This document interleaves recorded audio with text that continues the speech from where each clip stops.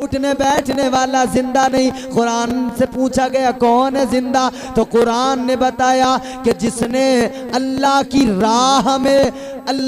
राह में अपने सर को कटवा लिया, सर तो कट गया, गर्दन अलग हो गई, धड़ अलग हो गया, मगर फिर भी कुरान ने कहा उसे मुर्दा न कहो, वो जिंदा है। और कैसा जिंदा?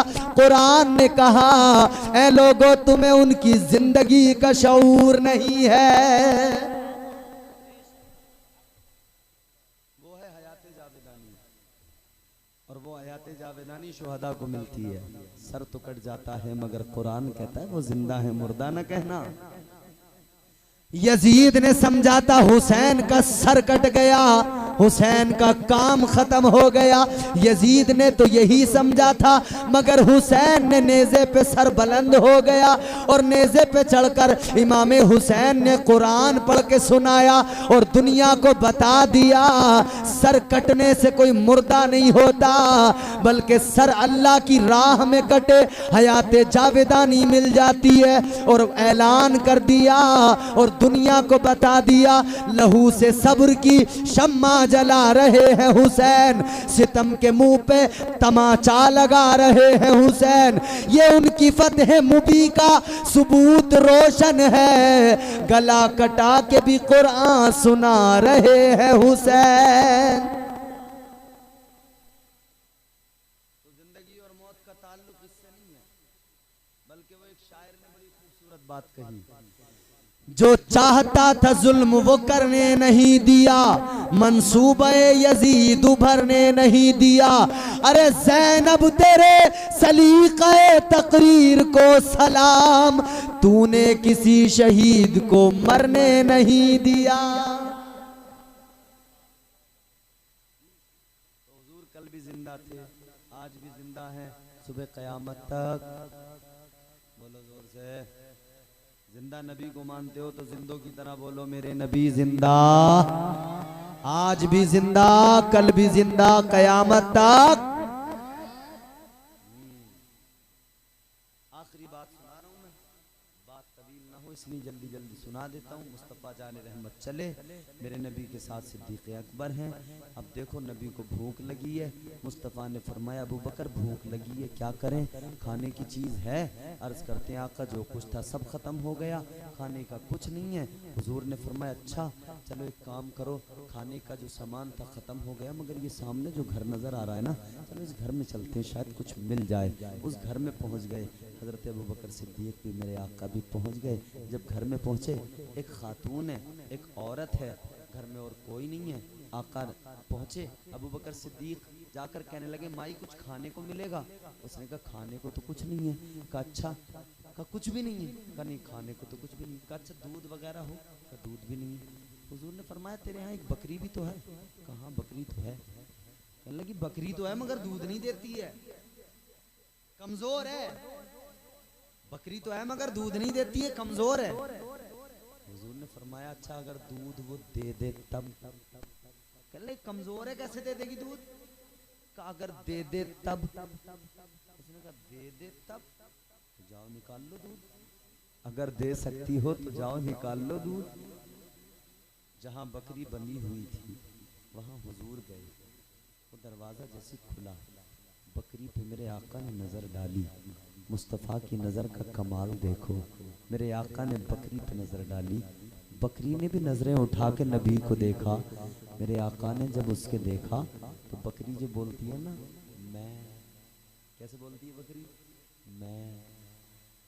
मेरे हुजूर ने देखा, बकरी ने देखा, बकरी ने देखा, हुजूर ने देखा।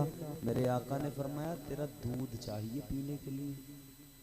आका ने फरमाया दूध की जरूरत है, दूध तुझे देना है? कहने लगी हुजूर मैं नबी ने फरमाया हाँ हुजूर मैं।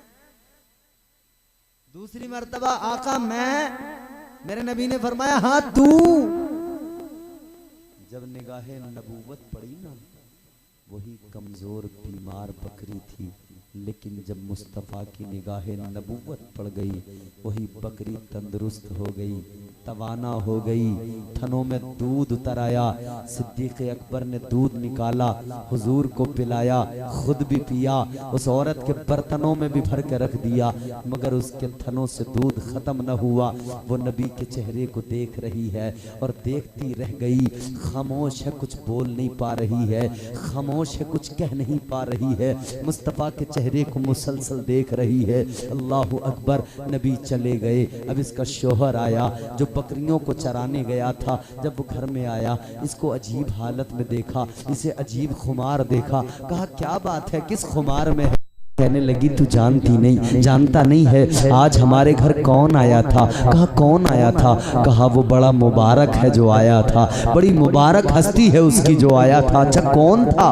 कहने लगी अगर मैं उसका हुस्न बयान करूं, बयान नहीं कर सकती हूँ। उसका हुस्न जब उसने बयान किया, और उसका हुस्न, अल्लाह अकबर, कोई बयान क्या कर सके कि जब अल्लाह बयान करता है। और अल्लाह कैसे बयान करता है?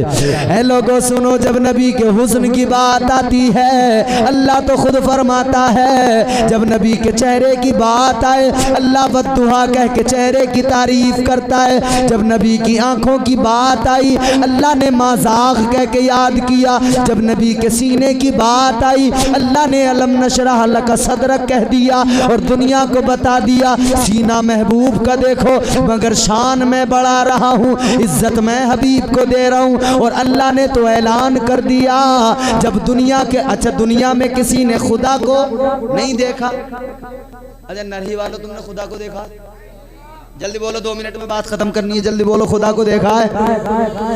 नहीं देखा, बल्कि इतना कहते हैं एक देखने वाले का कहा मान लिया है, एक देखने वाले का कहा मान लिया है, बिन देखे हमने तुझको खुदा मान लिया है।